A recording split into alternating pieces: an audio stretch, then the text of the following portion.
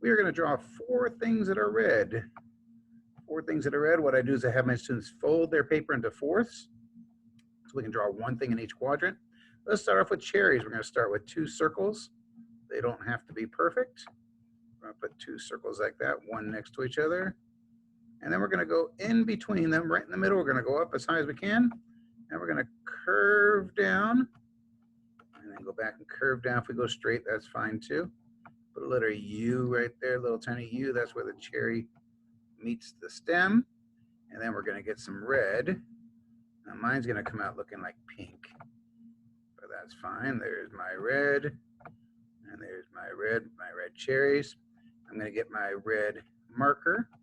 And I always have my students write the color word red, because at the beginning of the year when we're doing this, we're learning our color words. Now, if you're at the point of the year, or if you're at a different grade level, or they're more advanced, you can have them write the word cherry, or whatever the pictured item is. But we're working on the word red, so after every drawing, we write the word red. Let's go to the next quadrant, and over here, let's draw some watermelon. And what we're going to do for that is we're going to start with the letter U. And we got my pencil, there we go. And make a gigantic U. And then we're going to go across that, straight across, or straight as we can. And then we're going to put another U underneath that. And we're going to put some seeds in our watermelon. I tell the kids make kind of like a tear shape, like you're crying. And you can put as many as you want. I'm just going to put 3 in mine. I don't like seeds in my watermelon. We're going to get the red. And again, mine's going to come out looking pink. And color in this part red, not the bottom part yet. We'll do that in a minute. Let's get all this red. And then we'll do the bottom part green. That's the rind. We don't eat this part right there. Oh, let me get my green. And we're going to color in that green. And then we have our watermelon. And again, with my students at the beginning of the year in kindergarten, all we're going to do is write the word red. We're going to find a place to write it, red, R-E-D. And I will usually have the song going on, and we'll be singing the song, the R-E-D song, the red song. But again, if you're working with more advanced kids or later in the year, you can have them write the word watermelon. All right, and our next drawing is going to be a heart. Now, hearts are easy. We're going to make a rainbow. We're going to make like the number 2. Slide down, but instead of making the number 2, we're going to stop right there. We're going to do the same thing on this side, make a backwards rainbow, and then come right down like that.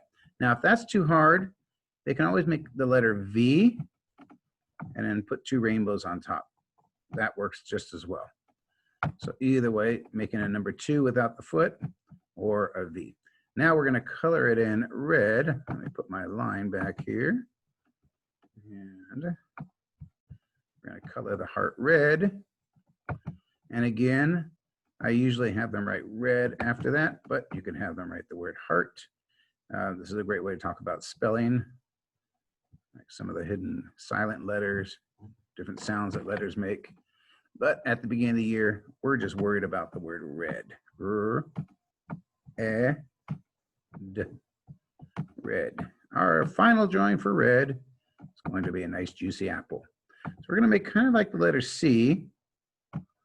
And then we're going to do another C. Oh, that should be a little bit thicker. Let me erase that right there. We're going to make another C going backwards. Kind of like a circle, but we're going to put a little overlap there and a little overlap here at the top. And then we're going to make a stem. Now, if they just draw a circle, that's perfectly fine.